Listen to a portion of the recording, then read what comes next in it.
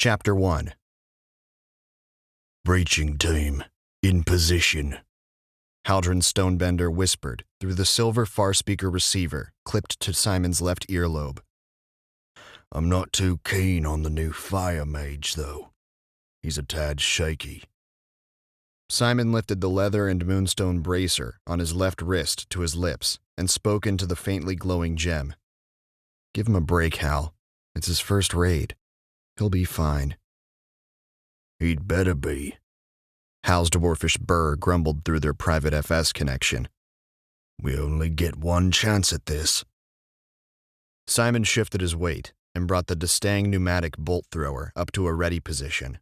The short-barreled weapon, slung from his tactical vest for easy deployment, could be shifted out of the way if the fight came to close quarters. Simon hoped it wouldn't. "You have eyes on the door," he said. "Your call." His double-edged bone cleaver Mark III was within easy reach in the rear sheath of the vest. The short sword had been a gift from Hal's wife, with the admonition that he watch her husband's back. Simon's sword skills were marginal at best. He had no desire to face the wrath of a dwarven widow, out for weregeld, if he failed to protect his second-in-command.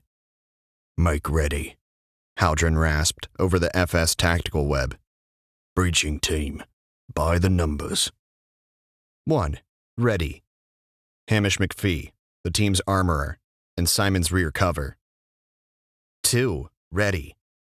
Jack Ironhand, in place to cover the door. 3. Ready. Simon smiled. That would be Liam Astor, their new fire mage. His turn. 5. Ready. He was careful to keep his tone neutral. If his confidence in Liam turned out to be misplaced, Hal would never let him forget it. A gibbous moon shone down through the bare trees that surrounded the old farmhouse. The land around them had been subdivided and sold off to developers long ago. The half-acre parcel on which the original farm buildings sat had been preserved as a bucolic island in a sea of suburban sprawl.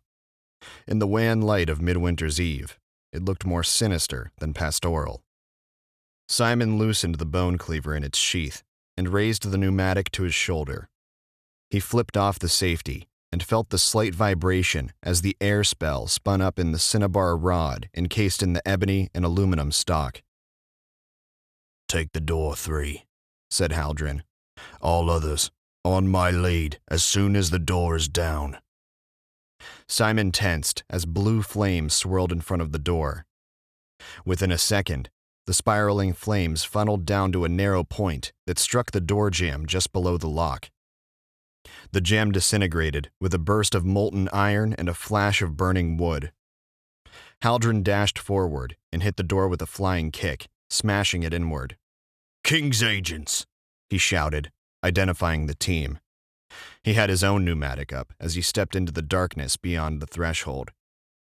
Simon rushed in right behind Hal, swiveling left and right, sighting along the Destang's barrel, seeking targets.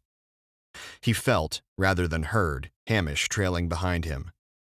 Simon heard a rattle of gear as Jack took up station to cover their exit.